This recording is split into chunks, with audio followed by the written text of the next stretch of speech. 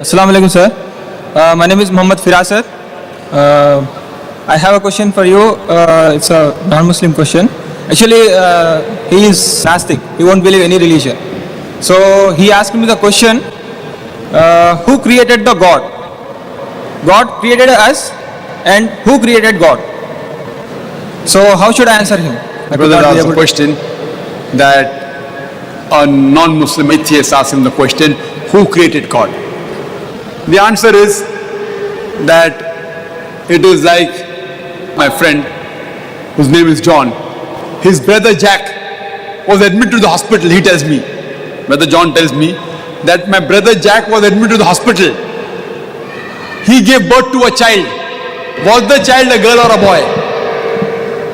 Girl or a boy? Can you guess? Maybe, I don't know. You don't know. Girl or a boy? How can a man give birth to a child?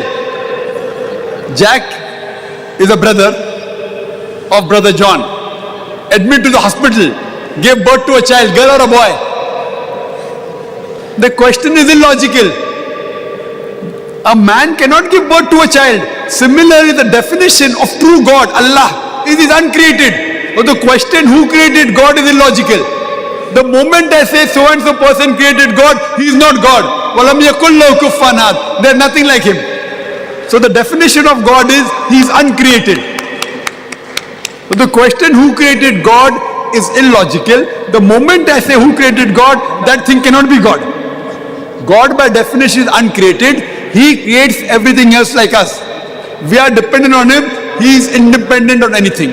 How to convince an atheist is, you can refer to my video cassette, is the Quran God's word, which gives this answer, as well as how to convince an atheist about Islam. Is the Quran God's word? Will deal in detail how to convince an atheist.